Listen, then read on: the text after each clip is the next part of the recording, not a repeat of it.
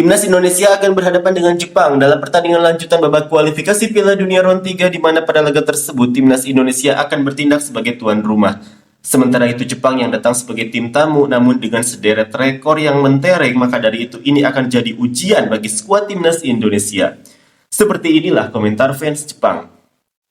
Mereka menggoda Malaysia tentang kekalahan mereka dari Selandia Baru dan peringkat mereka turun dari 132 ke 134, dan kemudian mereka mulai berbicara tentang peringkat FIFA mereka dari 127 menjadi 130.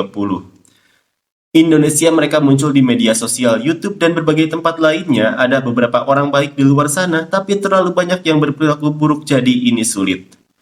Jika dipikir-pikir dengan tenang, hasil pertandingan tersebut sejalan dengan ranking FIFA.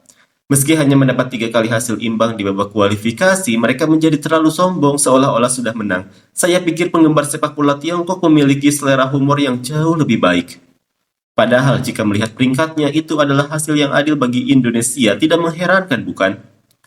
Gara-gara pemain Indonesia kalah saja, rating Google untuk pemain Cina diturunkan drastis, terlalu berbahaya. Itu selalu terjadi. Lawan timnas Indonesia selalu disalahkan di setiap pertandingan yang mereka mainkan. Bahkan dalam pertandingan di mana mereka kalah 4-0 dari lawannya, semua orang mencetak 2 poin, namun hanya tim Indonesia yang mendapat nilai sempurna. Jepang pasti akan disalahkan di November juga.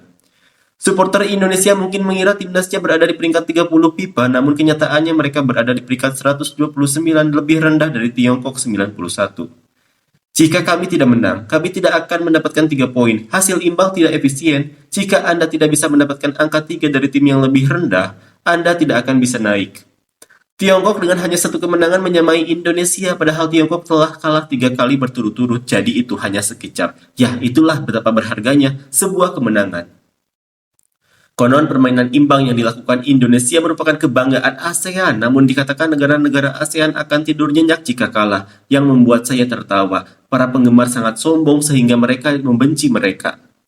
Ini adalah kompetisi, jadi itulah yang terjadi. Sulit untuk mengatakan bahwa Jepang tidak akan kalah dari Tiongkok. Saya ingin Jepang tetap waspada dan menang melawan Indonesia. Saya ingin Jepang mencetak poin 2 digit melawan Indonesia dan benar-benar menghancurkan kesehatan mental mereka.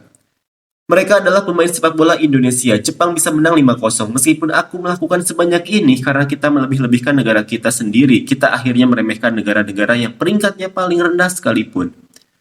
Mereka bilang Jepang takut pada Indonesia, tapi bercanda kalau mereka akan kalah dari Cina. Bagaimanapun ini adalah Indonesia. Indonesia, apakah kamu akhirnya mengerti posisimu? Setelah mengumpulkan poin melawan lawan yang jauh lebih baik, kekalahan kali ini membawa Indonesia sejajar dengan Tiongkok. Indonesia pasti kaget.